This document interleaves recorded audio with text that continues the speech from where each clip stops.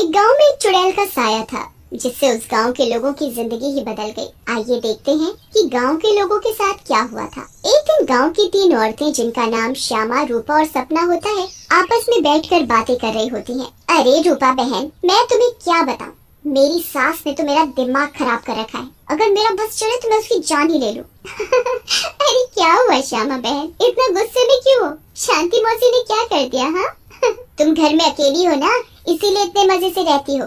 हमसे पूछो जिनकी सास है, एक तो खाती है इतना, रोटी बना बना कर मेरे तो हाथ ही थक जाते हैं, ऊपर से हर काम में कमियां निकालती हैं। सही कह रही हो श्यामा बहन, मेरी कहानी भी कुछ कुछ तुम्हारी तरह ही है। मैं तो जरा सा अपने मर्द के साथ बैठ क्या जाऊं, पता नहीं कहां से बुढ़िया को खबर मिल जाती है, वहीं आकर सर पर खड़ी हो जाती है। हाँ ये तो चिंता की बात है सपना बहन, मौसी को समझाओ, नहीं तो दादी कैसे बनेंगी। रूपा की बात सुनकर तीनों जोर जोर से हंसने लगती हैं। तभी उनकी नजर एक गोलगप्पे वाली पर पड़ती है। गोलगप्पे वाली बहुत ही सुंदर होती है, उसे देखकर तीनों से रहा नहीं जाता और वो तीनों गोलगप्पे वाली के पास चली जाती हैं। अरे तुम तो औरत होकर गोलगप्पे बेच रही हो।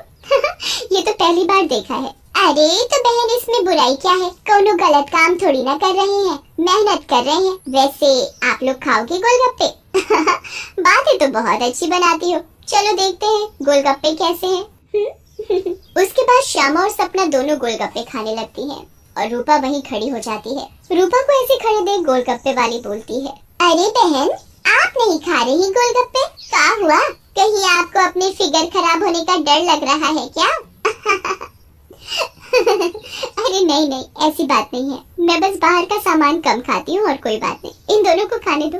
श्यामा और सपना गोलगप्पा खाने के बाद बोलती हैं, अरे वाह गोलगप्पे वाली, क्या गोलगप्पे हैं, मुंह से तो स्वाद ही नहीं जा रहा, मजा आ गया। ऐसे गोलगप्पे मैंने जिंदगी में कभी नहीं खाए, तुम तो रोज आया करो, मैं तो रोज ही खाऊंगी। हाँ हाँ हाँ बहन जी, ये भी कहने की बात है, अब तो मैं रोज ही आया करूंगी, नया नया काम जो खोला है। उसके बाद वो गोलगप्पे वाली वहाँ से चली जाती है और वो तीनों औरतें भी अपने अपने घर चली जाती हैं। अगली सुबह रूपा पानी भरने के लिए कुएं पर जाती है। वहाँ औरतें आपस में बातें कर रही होती हैं। अरे रूपा बहन, पता है तुम्हें श्यामा और सपना कहाँ है? कहाँ है मतलब? अरे अपने घर पर होंगी और कहाँ? अरे नहीं रूपा बहन, वो दोनों अपने घरों से गायब हैं। कोई कह रहा था कि उनका चक्कर चल रहा था मर्दों के साथ और उन्हीं के साथ घर छोड़कर भाग गई हैं। बेचारे उन दोनों के पति। रूपा को ये बात सुनकर बहुत गुस्सा आता है और वो बोलती है, तुम्हें शर्म आनी चाहिए, औरत होकर औरतों के बारे में ऐसी बातें करते हो। ऐसा कहकर रूपा वहाँ से चली जाती है। शाम को वही गोलगप्पे वाली गांव में फिर से आती है। चीनू और टीनू नाम के दो मंचुले उसे देखकर बोलते हैं,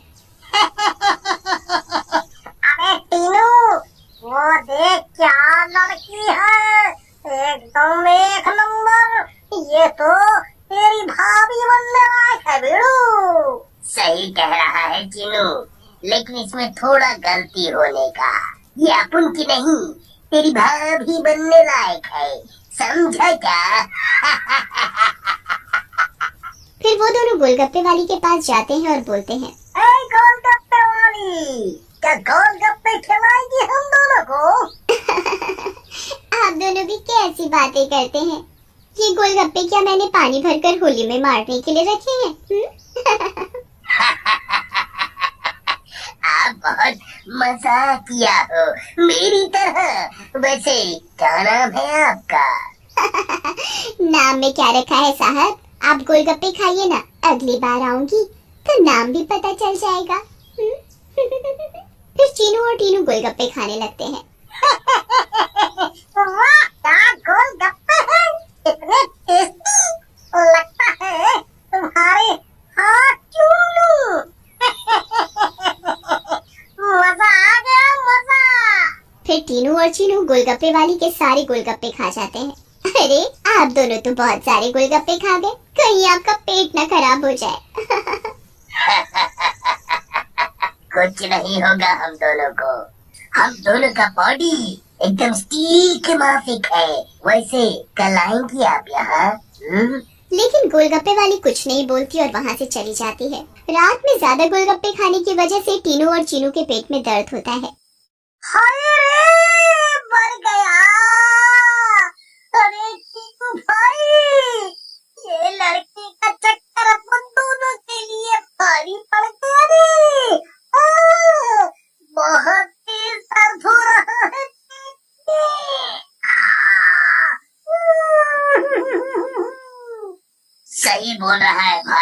अब उनके पेट में भी बहुत गुड़गुड़ गुड़गुड़ सा हो रहा है और टॉयलेट तो कई बार होकर आया।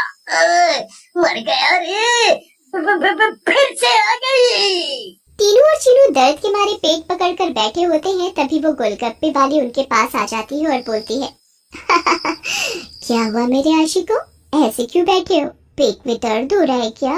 तुम्हें पता था क्या मिलाया है तुमने इसमें, बताओ। लेकिन तभी गोलगप्पे वाली चुड़ैल के रूप में आ जाती है।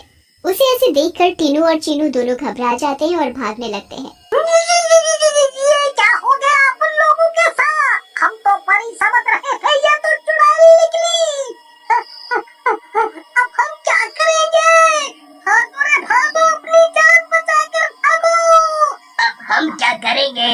करेगी तो ये चुड़ैल, अगर हम यहाँ से नहीं भाग पाए, इसलिए भागो यहाँ से। लेकिन चुड़ैल उन दोनों को पकड़ लेती है और मार डालती है और वहाँ से चली जाती है। इसके बाद तो मानो ये रोज की बात हो जाती है। रोज वो चुड़ैल गोलगप्पे वाली बनकर आती और गोलगप्पे खिलाकर रात में लोगों को मार डालती। इन सब से गांव वाले बहुत परेशान हो जाते हैं और एक दिन पंचायत बिठाते हैं। पंचायत में रूपा भी जाती है। अरे भाइयों, गांव संकट में है, हम सबको मिलकर इस समस्या का समाधान निकालना पड़ेगा, नहीं तो एक एक करके पूरा गांव ही खाली हो जाएगा। तभी रूपा का पति दीनू बोलता है, लेकिन सरपंच जी, हमें तो कुछ पता नहीं है कि ये सब कौन कर रहा है। ये लोग अपने आप से छोड़कर जा रहे हैं। सही कह रहे हो दीनू बेटा, लेकिन हम ऐसे शांत तो नहीं बैठ सकते और अपने गांव वालों को जाने नहीं दे सकते। हमें कुछ तो करना ही होगा। हाँ।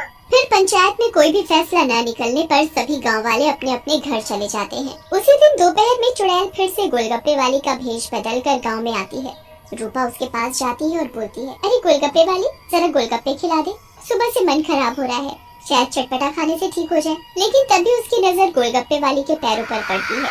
गोलगप्पे वाली के पैर उल्टे होते हैं। रूपा ये देखकर समझ जाती है कि हो न हो ये इसी का किया धरा है। रूपा सब समझने के बावजूद गोलगप्पे खाने लगती है और खाकर वहाँ से चली जाती है और दीनू के घर में जाकर सारी बात बताती है, जिसे सुनकर दीनू बोलता है, तुम पागल हो गई हो क्या रूपा?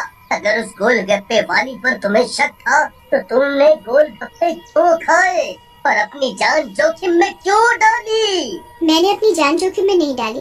तुमने एक बात पर ध्यान नहीं दिया, गांव में जितनी भी लाशें मिली हैं वो सिर्फ आदमियों की हैं, एक भी औरत की नहीं है। इसका मतलब ये है कि ये चुड़ैल अभी सिर्फ आदमियों को मार रही है।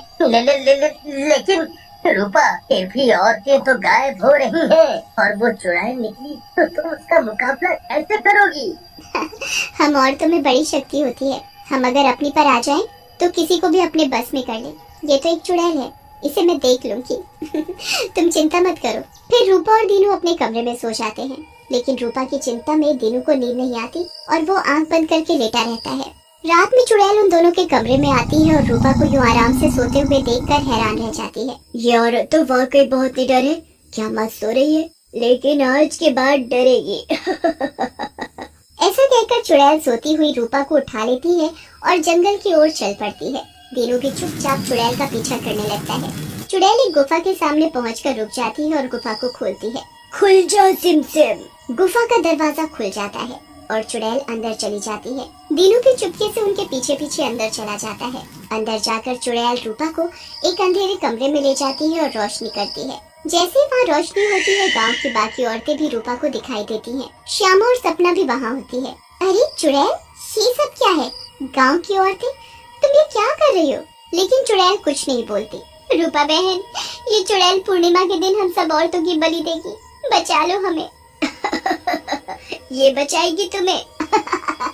इसकी जान तो खुद खतरे में है। तभी वहाँ दीनू आ जाता है और बोलता है, रूपा की नहीं चुड़ैल, बल्कि तू खतरे में है। दीनू सब औरतों को जलती मशाल दे देता है। चुड़ैल, तूने हमको और गांव वालों को बहुत परेशान किया है, गोलगप्पों की कसम तुझे छोड़ेंगे नहीं। ऐसा कहकर औरतें चुड़ैल के ऊपर मशाल डाल देती हैं और चुड़ैल जलने लगती है। मुझे जाने दो, छोड़ दो। लेकिन चुड़ैल थोड़ी ही देर में जलकर भस्म हो जाती है।